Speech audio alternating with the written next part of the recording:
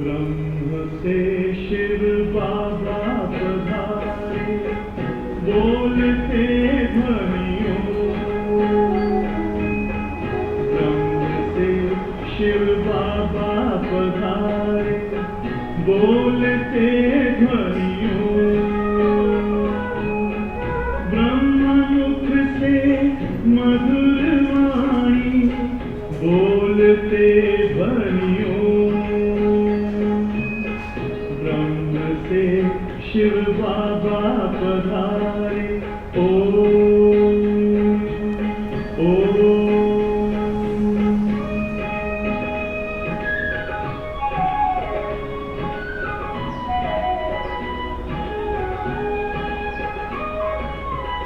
ओम की इस मधुर ध्वनि से किया परिवर्तन। प्रेम शांति सिखा के बदला सभी का जीवन। आदिदेव प्रजापिता श्री, बोलते ध्वनियों। ब्रह्म मुख से मधुर वाणी, बोलते ध्वनियों। शिव बाबा पधारे, ओम ओम।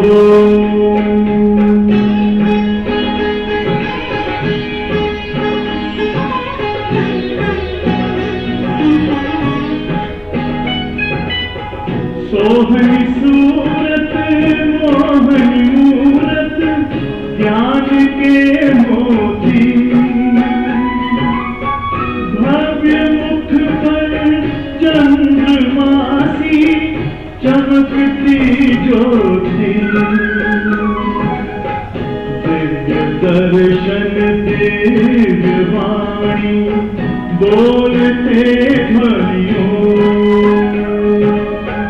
ब्रह्म मुख से मधुर वाणी, बोलते ध्वनियों। ब्रह्म से शिव बाबा पधारे, ओम ओम।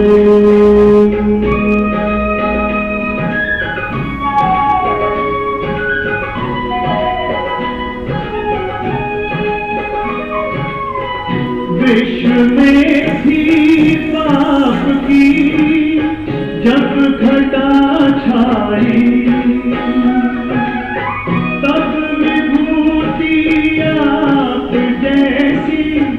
धरती पे आई।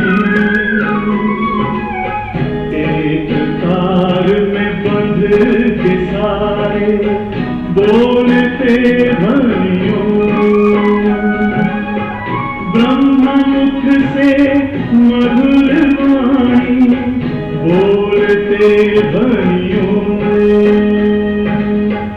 ब्रह्म से शिव बाबा पधारे, बोलते ध्वनियों। ब्रह्म मुख से मधुर वाणी, बोलते ध्वनियों। ब्रह्म से शिव बाबा पधारे, ओम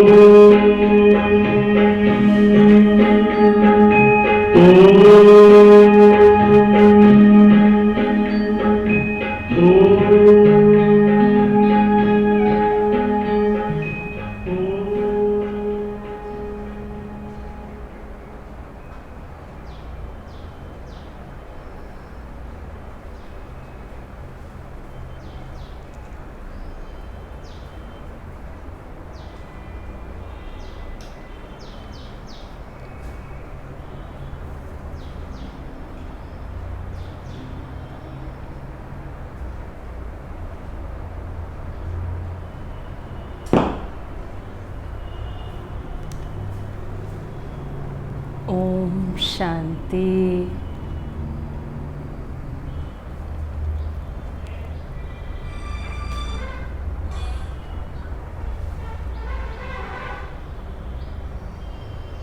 गुड मॉर्निंग।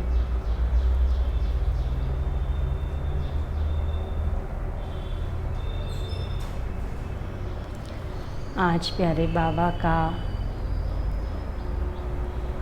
भोग का दिन है।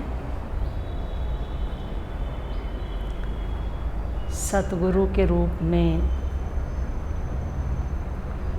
बाबा के सभी बच्चे प्यारे बाबा को बड़े प्यार से आज के दिन अपनी भावनाएं स्वीकार कराते हैं। वैसे तो बाबा को रोज़ ही भोग लगता है, लेकिन फिर भी आज के दिन का खास भोग बाबा के सभी बच्चों की तरफ से बाबा के पास पहुंचता है। तो आज प्यारे बाबा के शिक्षाओं भरे अनमोल महावाक्यों में बाबा ने पूछा कि खुशी गायब होने का कारण क्या है। तो बाबा ने उसमें दो बातें बताई। पहला देह अभिमान और दूसरा संशय। जो कल की मुरली में भी बाबा ने कहा कि देह अभिमान में आकर कैसे कैसे बाल बनाते हैं, फैशन करते हैं, कैसे कपड़े पहनते हैं, कितना खर्चा करते हैं देह के ऊपर। जिसमें बाबा ने कहा कि ऊंची साड़ी भी नहीं पहननी है, सब कुछ हल्का कर देना चाहिए। जिसके लिए बाबा ने कहा कल कि सादा जीवन ऊंच विचार, कि तुम इस समय वनवा में हो, साधारण रहना है, तुमको सिंपल रहना है। भले शादी आदि में कहीं पर जाते हैं तो वहाँ पर समय अनुसार, स्थान अनुसार, परिस्थिति अनुसार हम कैसे भी जाएं, बाबा ने कहा कि निभाना है वहाँ भी, लेकिन वो भी केवल निभाने अर्थ, देह अभिमान अर्थ नहीं। क्योंकि अगर हमने देह को देह अभिमान अर्थ श्रृंगारा होगा और उसकी किसी ने तारीफ नहीं की, तो हमें बार बार क्या संकल्प चलता रहेगा। हम पूछेंगे भी दूसरों से, मैं कैसी लग रही हूँ। ये देह अभिमान है। और अगर किसी ने ये कह दिया कि ये कलर ना तुम्हारे ऊपर जच नहीं रहा है, तो खुशी रहेगी। तो खुशी गायब होने का पहला कारण देह अभिमान। और देह अभिमान सब विकारों का बीज है, सब विकारों का, चाहे काम, चाहे क्रोध, मोह, लोभ, अभिमान, आलस, अलबेलापन, ईर्ष्या, निंदा, चुगली, परचिंतन, परदर्शन, परमत, सबका बीज क्या है? देह अभिमान। देह अभिमान आया और 5वीं मंजिल से पहाड़ से गिरा, सब की कमाई चट। जिसको बाबा कहते चढ़ें तो चाखें वैकुंठ रस और गिरें तो चकनाचूर। तो किसी भी बात में अगर हमारे में देह अभिमान आया तो खुशी गायब हो जाएगी। इसलिए जब खुशी गायब होती है तो अपने आप को चेक करो कि मेरे अंदर किसी भी प्रकार का देह अभिमान तो नहीं आ गया है। ये अपने आप से पूछना है और अपनी चेकिंग करनी है। और दूसरी बात बाबा ने कही, संशय, शक। शक एक ऐसा जहर है जो किसी भी संबंध में अगर घुल गया तो उसे पूरी तरह से नष्ट कर देगा, मार देगा उस संबंध को। संशय, तो किसी भी बात में अगर संशय आया, संशय दुविधा लाता है, और जो दुविधा में होगा वो कभी खुश नहीं रह सकता है। वो 3-13 मेरा फेरा के में ही रहेगा, वो 99 के फेरे में रहेगा, खुशी नहीं रहेगी उसको, क्योंकि संशय वाला हमेशा दुविधा में रहेगा, हमेशा। और संशय की जड़ें जितनी मजबूत होती चली जाएंगी उतना जीवन के अंदर दुख और अशांति बढ़ती चली जाएगी। इसलिए शक, वहम, अनुमान इसी का ही परिवार है। और क्या कहा जाता है कि वहम का इलाज तो लुकमान हकीम के पास भी नहीं था। लुकमान हकीम सबसे बड़ा वैद्य माना जाता है, लेकिन कहते हैं वहम का इलाज उसके पास भी नहीं था। वो ऐसा वैद्य था जिसके पास दुनिया की हर बीमारी का इलाज था। कोई बीमारी दुनिया में ऐसी नहीं थी जिसका इलाज लुकमान हकीम के पास ना हो। लेकिन सिर्फ एक बीमारी, वहम, उसका इलाज लुकमान हकीम के पास भी नहीं था। इसलिए जब खुशी गायब होती है, एक है हमें आंतरिक खुशी और दूसरी है बाह्य खुशी, कि जब हम लोगों के साथ मिलते हैं, उनके व्यवहार में आते हैं तो हम हंसते हैं, हम मुस्कुरा के मिलते हैं, कि लोगों को ये ना पता चले हमारे अंदर कोई बात है। और एक है मेरे अंदर ही खुशी की बात है, लोग मेरे से मिल रहे हैं या नहीं मिल रहे हैं, किसी के संपर्क में मैं आ रही हूँ या नहीं आ रही हूँ, कहीं आ रही हूँ या कोई मेरे पास आ रहा है, कोई फर्क नहीं पड़ेगा। लेकिन मेरा संस्कार खुश रहने का है। तो ये जो संस्कार है खुश रहने का, ये कब होगा? जब हम संशय की जड़ों को काट देंगे, जड़ों से समूल नष्ट करना है उसको। और अगर हमने संगम पर भगवान का बनकर के भी खुशी प्राप्त नहीं की, अति इंद्रिय सुख प्राप्त नहीं किया, तो पूरे कल्प में हम कभी भी प्राप्त नहीं कर सकेंगे। बाबा कहते ये श्राप नहीं है, ये शिक्षा है, समझानी है, सावधानी है, चेतावनी है। इसलिए बाबा ने आज खुशी गायब होने के 2 कारण बताए।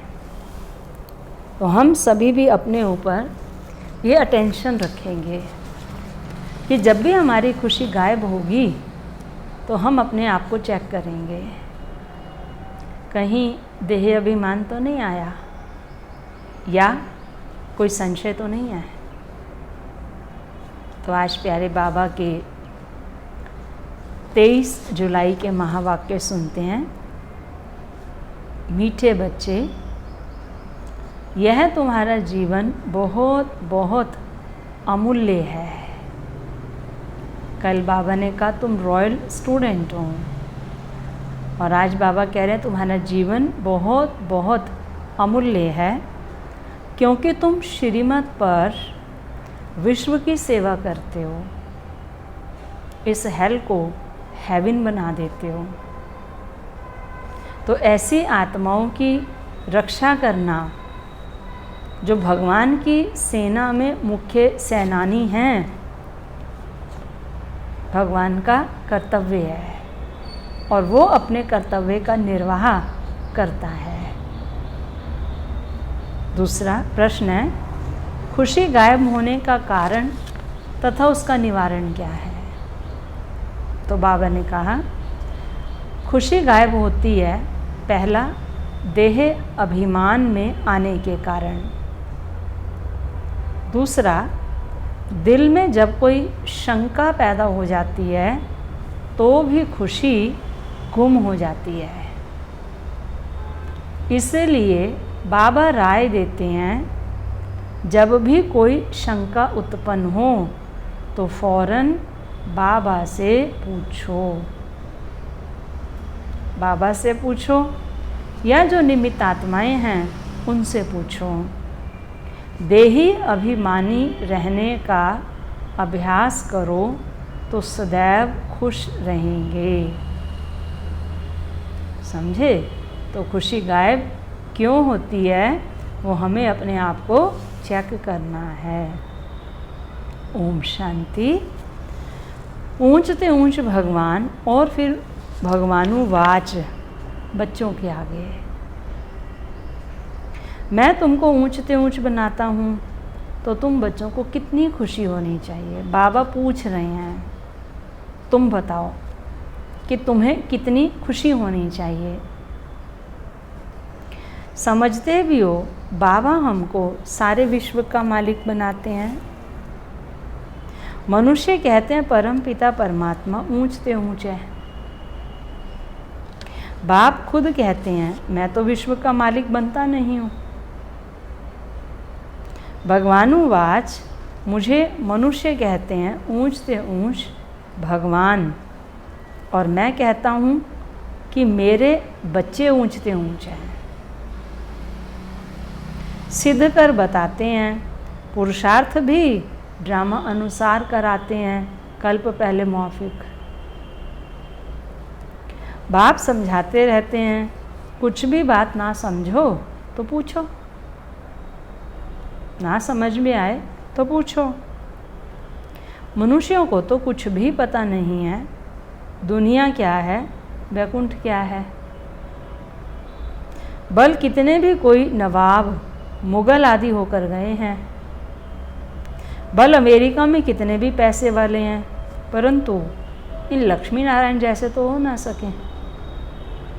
इतने साहूकार होंगे जो उनके घरों की दीवारों की ईंटें सोने की हों,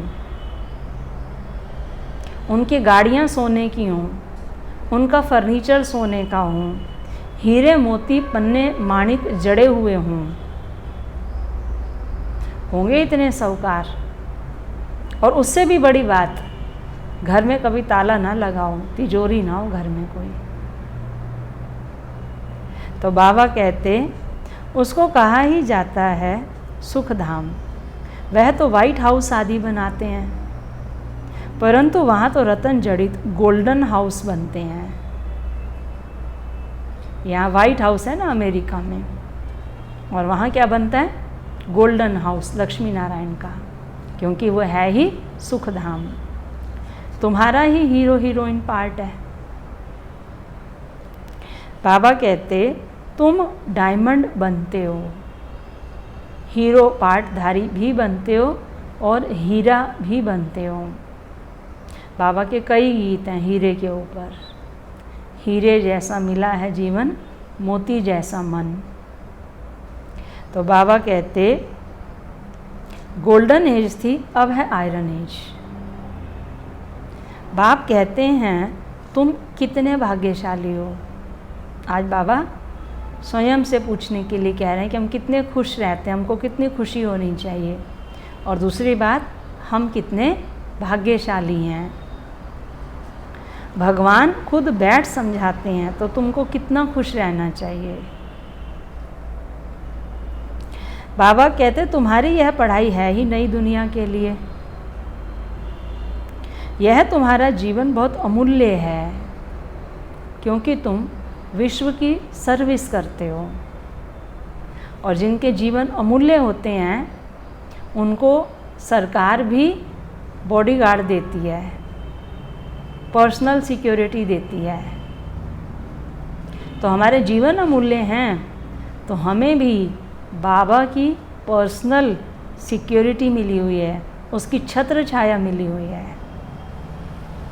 उसकी छत्र छाया में ही चलते हैं, उसकी छत्र छाया में ही पलते हैं, उसकी छत्र छाया में ही हर कर्म करते हैं, सोते भी उसकी पावन गोद में हैं। तो कितनी पर्सनल सिक्योरिटी हमको भगवान की मिली हुई है। बाबा कहते बाप को बुलाते ही हैं कि आकर हेल को हेवन बनाओ। हेवनली गॉड फादर कहते हैं ना, स्वर्ग का रचयिता बाबा। बाप कहते हैं तुम हेवन में थे ना, अब हेल में हो, फिर हेवन में होंगे। हेल शुरू होता है तो फिर हेवन की बातें भूल जाती हैं। यह तो फिर भी होगा,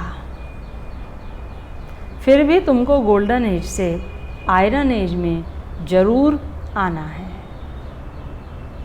बाबा बार बार बच्चों को कहते हैं दिल में कोई भी शंका हो जिससे खुशी नहीं रहती तो बताओ। क्योंकि संबंधों में जहाँ शंका आ जाती है, शक आ जाता है, तो हर कर्म में उसको शक से ही देखेंगे। है ना, कहावत है ना, एक कहावत है पंजाबी के अंदर कि आटा गूंदती है तो हिलती क्यों है। पंजाबी में, हम आपको हिंदी में सुना रहे हैं कि एक जो सास थी उसको अपनी बहू पे हर बात में शक होता था, हर बात में शक होता था और टोकती थी उसको हर बात में वो। तो एक दिन वो बेचारी आटा गूंद रही थी। अब आटा गूंदेंगे, हाथ ऐसे करेंगे तो हिलेगा ना शरीर। तो उसको बोलती है तू आटा गूंदते हुए हिल क्यों रही है। शक की बीमारी जो है ना बहुत खराब है, बहुत बहुत खराब है।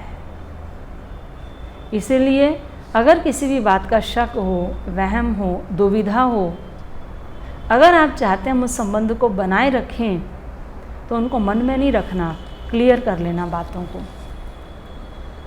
जहर बाहर निकल जाए तो ज़्यादा अच्छा है, नहीं तो वो शरीर को खराब कर देता है।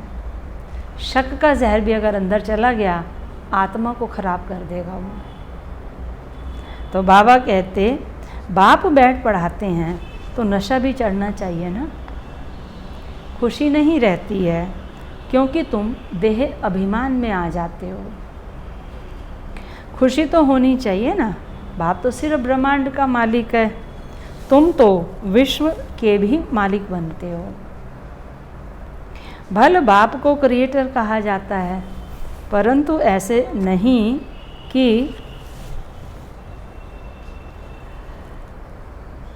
प्रलय हो जाती है फिर नई दुनिया रचते हैं, नहीं, ऐसे नहीं है। बाप कहते हैं मैं सिर्फ पुरानी को नया बनाता हूँ, पुरानी दुनिया विनाश कराता हूँ। तुमको नई दुनिया का मालिक बनाता हूँ, मैं कुछ करता नहीं हूँ। यह भी ड्रामा में नूंद है। पति तो दुनिया में ही मुझे बुलाते हैं, पारसनाथ बनाता हूँ, तो बच्चे खुद पारसपुरी में आ जाते हैं। वहाँ तो मुझे कभी बुलाते ही नहीं हैं।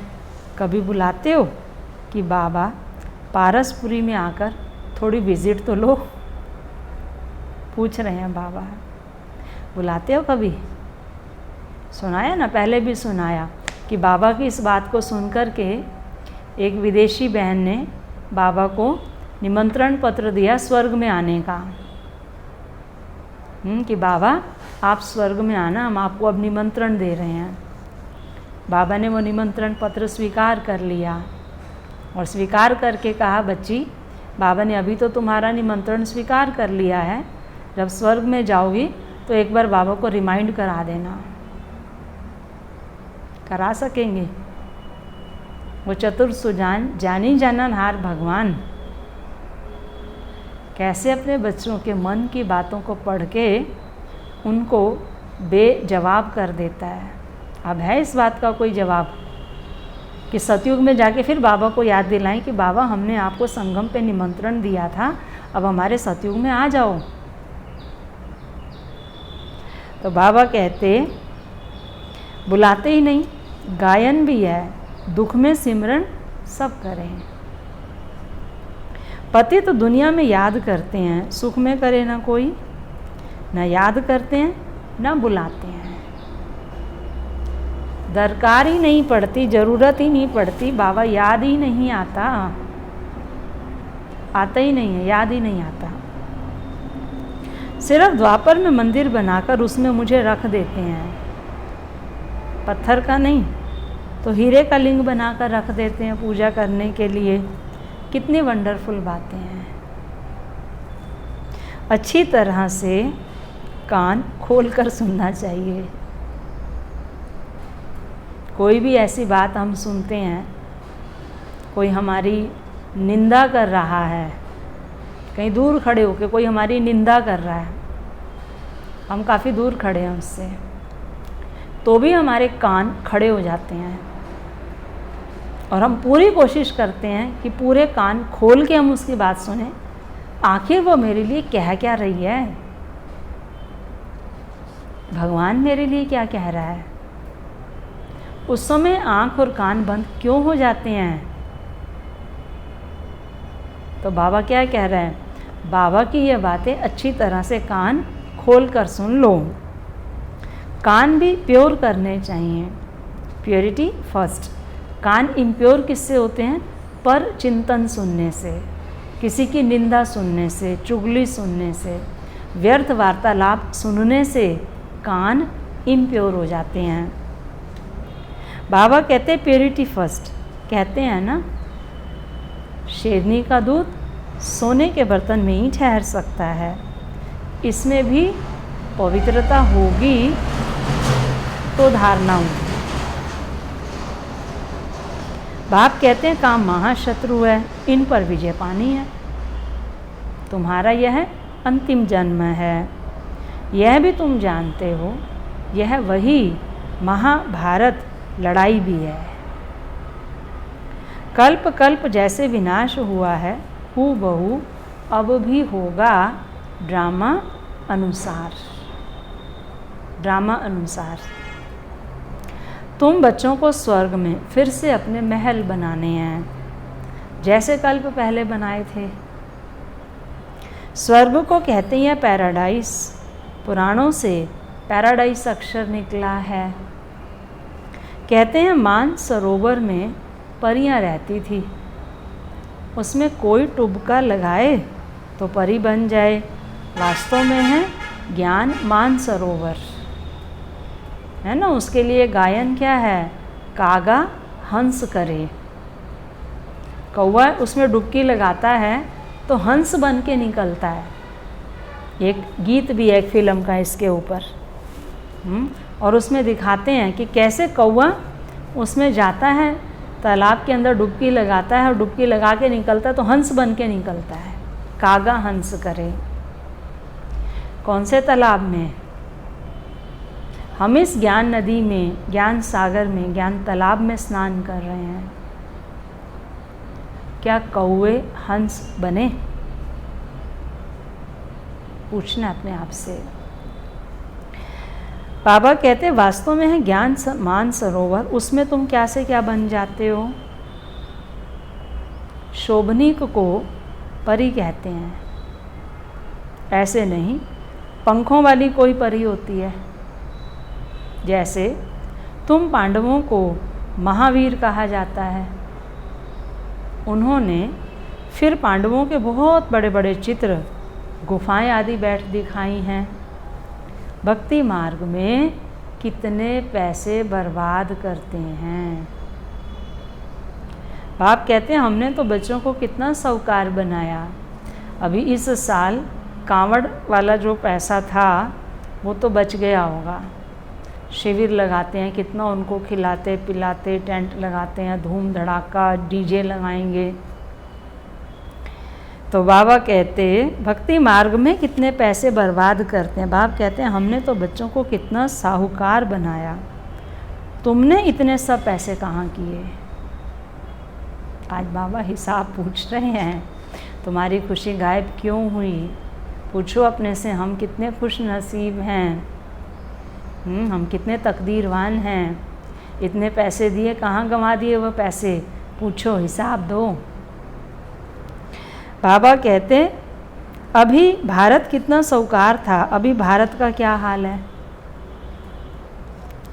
जो 100% सॉल्वेंट था अब 100% इंसॉल्वेंट बन पड़ा है।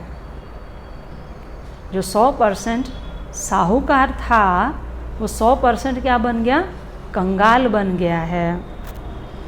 अभी तुम बच्चों को कितनी तैयारी करनी चाहिए।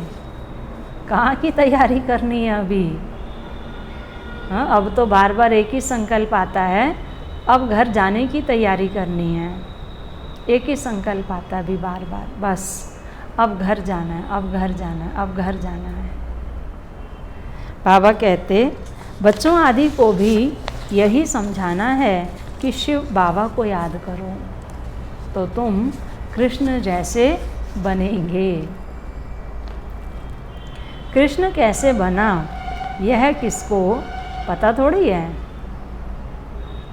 कैसे बना पता थोड़ी है, वो तो क्या मानते हैं, वो तो बना बनाया, वो तो भगवान है, उसको कौन बनाएगा, वो तो बना बनाया है। आगे जन्म में शिव बाबा को याद करने से ही कृष्ण बना। तो तुम बच्चों को कितनी खुशी होनी चाहिए।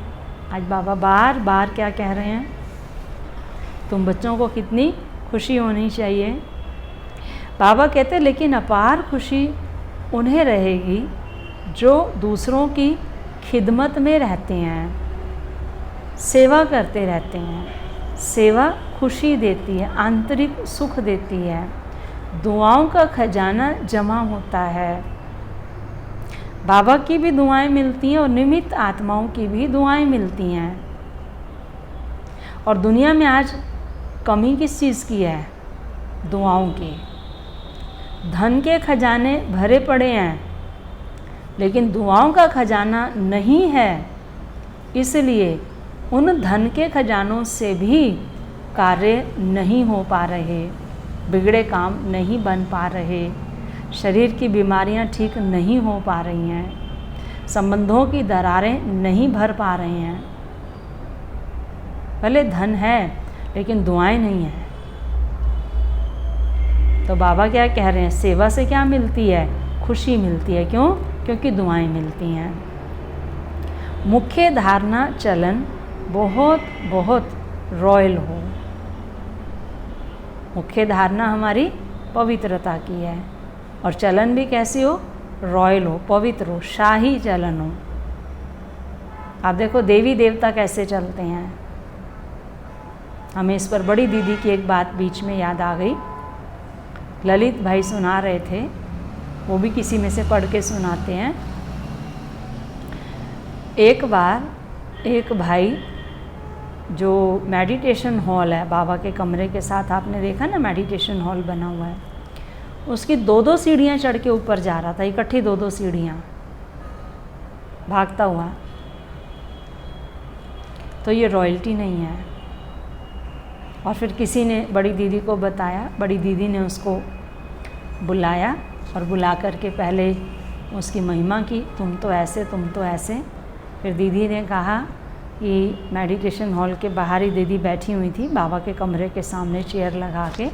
पहले दादियाँ दीदियाँ ऐसे ही बैठती थी बाहर धूप में।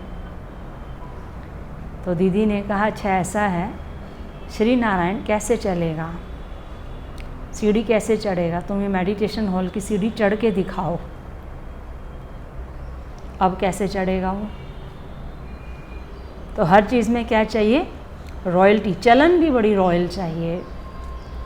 तो बाबा कहते खान पान बहुत सुंदर हो, तुम बच्चों के पास जब कोई आते हैं तो उनकी हर प्रकार से खिदमत करनी चाहिए, स्थूल भी और सूक्ष्म भी, है ना। ज्ञान की पालना तो मिलती ही है, लेकिन बाबा के घर से भोग, टोली, ये भी तो मिलता ही रहता है। तो ये भी क्या है, ये स्थूल पालना है। और सूक्ष्म पालना क्या है, ज्ञान योग की पालना। इसीलिए देखो बाबा के घर का जब से यज्ञ बना तब से बाबा के घर में बृहस्पतिवार सभी भाई बहनों को भोग खिलाने का नियम बना हुआ है। अगर कोई भाई बहन भोग नहीं भी लगवाता है तो भी बाबा के घर से लगता है। ऐसा नहीं कि आज किसी भाई बहन ने भोग नहीं लगवाया तो आज भोग नहीं लगेगा, भले मत लगवाए, बाबा के घर से लगेगा, लेकिन भोग लगेगा, सभी भाई बहनों को मिलेगा। अभी तो आप सबको ऑनलाइन मिल रहा है, ऑनलाइन भी सबको मिल तो रहा है। तो बाबा कहते स्थूल भी तो सूक्ष्म भी, जिस्मानी रूहानी दोनों करने से बहुत खुशी होगी। बाबा कहते कोई भी आए तो उनको तुम सच्ची सत्यनारायण की कहानी सुनाओ। शास्त्रों में तो क्या क्या कहानियाँ लिख दी हैं, आप सबको मालूम होगा। शायद जब दादी जानकी विदेश में गई तो दादी को तो लैंग्वेज आती नहीं थी, तो कहीं भी कोई प्रोग्राम में जाना है या किसी को कोर्स कराना है, कुछ भी करना है, तो जयंती दीदी करती थी, दादी भोजन बनाती थी। काफ़ी समय तक दादी ने भोजन बनाया। बाबा कहते कोई भी आए तो उनको तुम सच्ची सत्यनारायण की कहानी सुनाओ। शास्त्रों में तो क्या क्या कहानियाँ लिख दी हैं। विष्णु की नाभि से ब्रह्मा निकला, फिर ब्रह्मा के हाथ में शास्त्र दे दिए हैं। अब विष्णु की नाभि से ब्रह्मा कैसे निकलते हैं, कितना राज है। इन और कोई इन बातों को कुछ समझ ना सके। नाभि से तो निकलने की बात ही नहीं है। ब्रह्मा सो विष्णु, विष्णु सो ब्रह्मा बनते हैं, है ना। तो नाभि क्या दिखाया, नाभि इस चीज़ का प्रतीक दिखाया कि दोनों एक ही आत्माएं हैं और एक ही आत्मा का अलग अलग जन्म दिखाया हुआ है। बाबा कहते ब्रह्मा को विष्णु बनने में सेकंड लगता है, सेकंड में जीवन मुक्ति कहा जाता है। बाप ने साक्षात्कार कराया, तुम विष्णु का रूप बनते हो। ब्रह्मा बाबा को सेकंड में निश्चय हो गया, विनाश साक्षात्कार भी हुआ। नहीं तो कलकत्ता में जैसे राजाई ठाट से रहते थे, कोई तकलीफ नहीं थी, बड़ा रॉयल्टी से रहते थे। समझे बाबा कैसे रहते थे, बहुत रॉयल्टी से रहते थे बाबा। तो कोई तकलीफ नहीं थी बाबा को। लेकिन जब बाबा ने प्रवेश किया तो क्या हुआ, बाबा की प्रवेशता के बाद बाबा का जीवन कितना सिंपल हो गया, सादगी वाला हो गया। तो बाबा कहते बड़ा रॉयल्टी से रहते थे, अब बाप तुम्हें यह ज्ञान रत्नों का व्यापार सिखलाते हैं। बाबा वो स्थूल रत्नों का व्यापार करते थे और श्री बाबा ने क्या सिखाया, ज्ञान रत्नों का व्यापार सिखाया। बाबा कहते वह व्यापार तो इनके आगे कुछ भी नहीं है। ब्रह्मा बाबा को वो क्या दिखाई देते थे, पत्थर। जो जोहरी था उस जोहरी को वो रतन पत्थर दिखाई देते थे। उसने क्या परखा उन रत्नों को कि ये रतन नहीं है, ये तो पत्थर है। असली जोहरी तो वो बाद में बना, बाद में बना असली जोहरी तो, जिसने ज्ञान रत्नों को परखा। तो बाबा कहते परंतु इनके पार्ट और तुम्हारे पार्ट में फ़र्क है। जैसे बाबा ने एक सेकंड में सब कुछ छोड़ दिया, तो बाबा कहते ऐसा कोई कर नहीं सकता है। बाबा कहते बाबा ने इनमें प्रवेश किया और फट से सब छोड़ दिया। भट्ठी बननी थी, तुमने भी सब कुछ छोड़ा, नदी पार कर आए, भट्ठी में पड़े। क्या क्या हुआ, कोई की परवाह नहीं। कहते हैं कृष्ण ने भगाया, क्यों भगाया? उनको पटरानी बनाने। यह भट्ठी भी बनी तुम बच्चों को स्वर्ग की महारानी बनाने के लिए। रुक्मणी को दिखाते ना, रुक्मणी को वो भगा करके ले गया था। शास्त्रों में तो क्या क्या लिख दिया है, प्रैक्टिकल में तो क्या क्या है, हुआ क्या और लिखा क्या। इसीलिए वो कई बार एक गेम कराते हैं ना, 30 बच्चों को एक लाइन में बिठाते हैं। पहले बच्चे के कान में कुछ बात कहते हैं, फिर वो दूसरे के कान में वो बात कहता है, फिर वो तीसरे के कान में, और जब तक वो बात 30वीं बच्चे तक आती है तो वो बात बिल्कुल परिवर्तन हो जाती है। असली बात बिल्कुल बीच में कहाँ गायब हो गई पता ही नहीं चला। तो क्या हुआ, क्या लिखा, क्या पढ़ा, क्या समझा, क्या वर्णन किया, परिवर्तन होता चला गया उसके अंदर। सो अब तुम समझते हो भगाने की तो बात ही नहीं। कल्प पहले भी गाली मिली थी, नाम बदनाम हुआ था, यह तो ड्रामा है, समझे। और बाबा क्या कहते, तुम्हारे बाप को गालियाँ खानी पड़ी तो तुम्हें भी गालियाँ वर्षे में मिली। बदनाम करेगी दुनिया। और बाबा को जब ब्रह्मा बाबा का अखबारों में नाम डाला, बदनामी का नाम, बाबा ने कहा, जब बाबा को कहा कि इस पे कोर्ट केस करें, बाबा ने कहा फ्री में तुम्हारी एडवर्टाइजमेंट कर दी है, तुम अखबार में डालते तो कितना पैसा लगता। जो कुछ होता है कल्प पहले मौफिक। अभी तुम अच्छी रीति जानते हो, कल्प पहले जिन्होंने राज्य लिया है वह जरूर आएंगे। बाप कहते हैं मैं भी कल्प आकर भारत को स्वर्ग बनाता हूँ। पूरा 84 जन्मों का हिसाब बताया है। सतयुग में तुम अमर रहते हो, वहाँ अकाले मृत्यु होती नहीं। शिव बाबा काल पर जीत पहनाते हैं, कहते हैं मैं कालों का काल हूँ। कथाएं भी हैं ना, तुम काल पर विजय पाते हो, तुम जाते हो अमर लोक में। अमर लोक में ऊंच पद पाने के लिए एक तो पवित्र बनना है, दूसरा फिर दैवी गुण भी धारण करने हैं। रोज अपना पोता मेल देखो, रोज, है ना। और अभी तो हमने बताया ना कि मोबाइल में भी ऐप आ गई है, बही खाते की मोबाइल में भी ऐप है। बाबा कहते रावण द्वारा तुमको घाटा पड़ा है, मेरे द्वारा फ़ायदा होता है। व्यापारी लोग इन बातों को अच्छी रीति समझेंगे। यह हैं ज्ञान रत्न, कोई बिरला व्यापारी इनसे व्यापार करे। तुम व्यापार करने आए हो, कोई तो अच्छी रीति व्यापार कर स्वर्ग का सौदा कर लेते हैं 21 जन्म के लिए।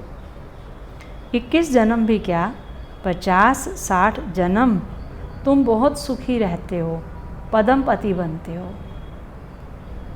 देवताओं के पैर में पद्म दिखाते हैं ना, अर्थ थोड़ा ही समझते हैं, है ना। कमल का फूल दिखा देते हैं, और उनके तो हर अंग की तुलना किससे की गई है, पद्म से की गई है, कमल के पुष्प से की गई है। नैन कमल, मुख कमल, कर्ण कमल, है ना, हस्त कमल, चरण कमल, सब कुछ कमल, बिठाया भी कमल पर, आसन भी कमल आसन दिखाया। बाबा कहते अभी तुम पद्मपति बन रहे हो तो तुमको कितनी खुशी होनी चाहिए। आज बाबा ने ये बात कितनी बार कही, नोट करना, कितनी बार कही। बाप कहते मैं कितना साधारण हूँ, तुम बच्चों को स्वर्ग में ले जाने आया हूँ। बुलाते भी हो, हे पतित पावन आओ, आकर पावन बनाओ। पावन रहते ही हैं सुख धाम में। शांति धाम की कोई हिस्ट्री ज्योग्राफी तो हो नहीं सकती, वह तो आत्माओं का झाड़ है। सूक्ष्म वतन की भी कोई बात ही नहीं। बाकी यह सृष्टि चक्र कैसे फिरता है वह तुम जान गए हो। सतयुग में लक्ष्मी नारायण की डायनेस्टी थी, ऐसे नहीं एक ही लक्ष्मी नारायण सिर्फ राज्य करते हैं, वृद्धि तो होती है ना। फिर द्वापर में वही पूज्य, सो फिर पुजारी बनते हैं। मनुष्य फिर परमात्मा के लिए कह देते आपे ही पूज्य। जैसे परमात्मा के लिए सर्वव्यापी कह देते हैं, इन बातों को तुम समझते हो। आधा कल्प तुम गाते आए हो ऊंचते ऊंच भगवान, और अब भगवानु वाच ऊंचते ऊंच बच्चे हो।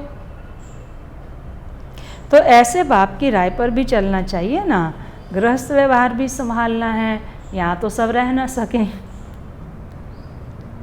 परसों था ना, बाबा ने कहा कि कई क्या सोचते हैं, कल की मुरली में ही था कि यहाँ तो सबको बैठ नहीं जाना है, नहीं तो सब क्या समझेंगे, बट्ठी करने के लिए यहीं पर ही आके बैठ जाएंगे। था ना कल कि 7 रोज़ की बट्ठी करनी है, तो बट्ठी का मतलब ये नहीं कि यहीं छोड़ करके बैठ जाओ। बाबा कहते यहाँ तो सब रह ना सके, सब रहने लगे तो कितना बड़ा मकान बनाना पड़े। और अभी तो सोचो कितना बड़ा मधुबन विशाल बन गया है, कितना विशाल बन गया है। तो भी अब जब बाबा के सीज़न में बाबा के बच्चे जाते हैं तो कम पड़ जाता है। उस समय के हिसाब से देखो कितना छोटा सा सिर्फ पांडव भवन था, और अब देखो। तो बाबा कहते यह भी एक दिन तुम देखेंगे कि नीचे से ऊपर तक कितनी बड़ी क्यू लग जाती है दर्शन करने के लिए। अब बाबा की ये एक बात, सभी बातें बाबा की आज तक सिद्ध हो चुकी हैं, अभी अंतिम बात अब सिद्ध होने का समय आ गया है। आ गया अब समय। वो कोई को दर्शन नहीं होता है तो गाली भी देने लग पड़ते हैं, समझते हैं महात्मा का दर्शन करें। अभी बाप तो है बच्चों का, बच्चों को ही पढ़ाते हैं। तुम जिसको रास्ता बताते हो, कोई तो अच्छी रीति चल पड़ते हैं, कोई धारणा नहीं कर सकते। कितने हैं जो सुनते भी रहते, फिर बाहर में जाते हैं तो वहाँ के वहाँ रह जाते। वह खुशी नहीं, पढ़ाई नहीं, योग नहीं। जो सुना वो पल्ला यहीं झाड़ करके फिर चले जाते हैं। बाबा कहते बाप कितना समझाते हैं, चार्ट रखो, नहीं तो बहुत पछताना पड़ेगा। हम बाबा को कितना याद करते हैं, चार्ट देखना चाहिए। भारत के प्राचीन योग की बहुत महिमा है। तो बाप समझाते हैं कोई भी बात नहीं समझो तो बाबा से पूछो। आगे तुम कुछ भी नहीं जानते थे। बाबा कहते हैं यह है कांटों का जंगल, काम महाशत्रु है। उसमें सबसे बड़ा कांटा कौन सा है? काम का कांटा है। कहावत है ना कि जो बिच्छू का कांटा रोए, सांप का कांटा सोए, काम का कांटा सब कुछ खोए। जो बिच्छू जिसको काटता है वो रोता है, सांप जिसको काटता है वो सो जाता है, उसको नशा चढ़ता है जहर का। इसीलिए कहते हैं जिसको सांप काटे, जिस जगह पर काटा उस जगह को कस के बांध दो ताकि उससे ऊपर वो ब्लड ना जाए, जहर ना जाए, और उसको सोने मत दो। सोने से दिमाग में जहर चला जाएगा। तो बिच्छू का कांटा रोए, सांप का कांटा सोए, काम का कांटा सब कुछ खोए, सारी की कमाई चट, खाता बराबर, क्लीन चिट। बाबा कहते हैं अक्षर खुद गीता के हैं। गीता पढ़ते थे परंतु समझते थोड़ी थे।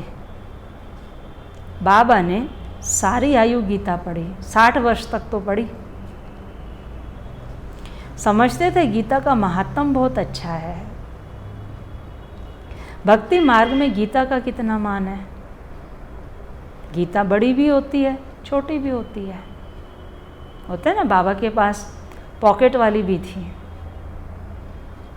कृष्ण आदि देवताओं के वही चित्र पैसे पैसे में मिलते रहते हैं। उन्हीं चित्रों के फिर कितने बड़े बड़े मंदिर बनाते हैं। जो भी मंदिर है उनके बाहर उस मंदिर के चित्र तो मिलते ही हैं ना। तो बाबा समझाते हैं तुमको तो विजय माला का दाना बनना है। ऐसे मीठे मीठे बाबा को बाबा बाबा भी कहते हैं, समझते भी हैं, स्वर्ग की राजाई देते हैं। फिर भी सुनंती कथंती अहो माया फारकती देवंती। बाबा कहा तो बाबा माना, बाबा माना बाबा बाबा कहा तो बाबा माना बाबा। भक्ति मार्ग में भी गाया जाता है पतियों का पति, गुरुओं का गुरु एक ही है, वह हमारा फादर है। ज्ञान का सागर पतित पावन है। तुम बच्चे कहते हो बाबा हम कल्प कल्प आपसे वर्षा लेते आए हैं, कल्प कल्प मिलते हैं। आप बेहद के बाप से हमको जरूर बेहद का वर्षा मिलेगा। मुखे है ही अलफ,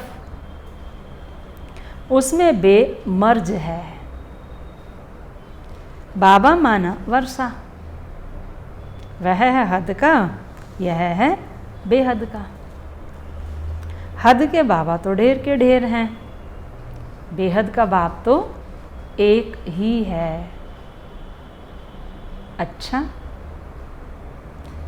मीठे मीठे सिक्के लदे बच्चों प्रति मात पिता बाप दादा का याद प्यार और गुड मॉर्निंग। रूहानी बाप की रूहानी बच्चों को नमस्ते। रूहानी बच्चों की रूहानी बाप दादा को नमस्ते नमस्ते नमस्ते।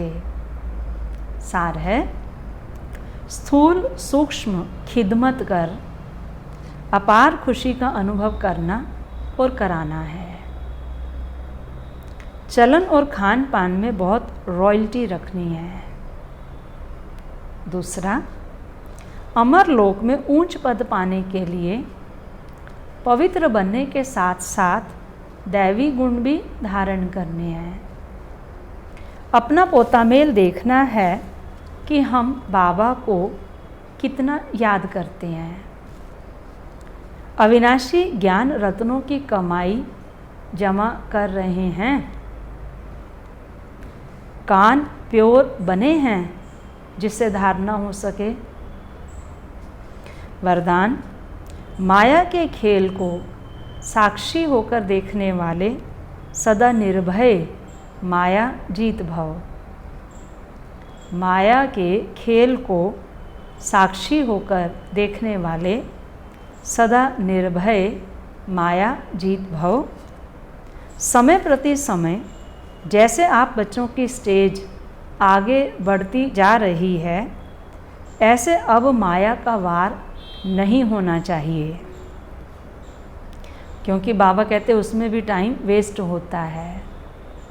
माया आई, युद्ध की, फिर उसको हराया भगाया। माया नमस्कार करने आए, वार करने नहीं।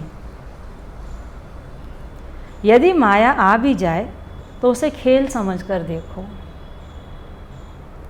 ऐसे अनुभव हो जैसे साक्षी होकर हद का ड्रामा देखते हैं। माया का कैसा भी विकराल रूप हो, आप उसे खिलौना और खेल समझकर देखेंगे तो बहुत मज़ा आएगा। फिर उसे डरेंगे, घबराएंगे नहीं। जो बच्चे सदा खिलाड़ी बनकर साक्षी हो माया का खेल देखते हैं, वह सदा निर्भय व माया जीत बन जाते हैं। और स्लोगन है, ऐसा स्नेह का सागर बनो जो क्रोध समीप भी ना आ सके। ऐसा स्नेह का सागर बनो जो क्रोध समीप भी ना आ सके।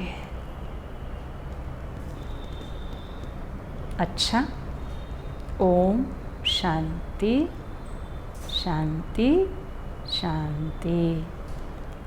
आज आप सभी भी अपने घर में प्यारे बाबा को बड़े प्यार से भोग स्वीकार कराना।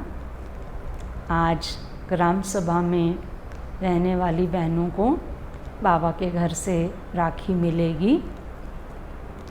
कल 20 सेक्टर के भाई बहनें आएंगे, उनको बाबा के घर से राखी मिलेगी। ऐसे रोज़ थोड़े थोड़े भाई बहनें आएंगे और बाबा के घर से अपनी राखी लेकर के जाएंगे।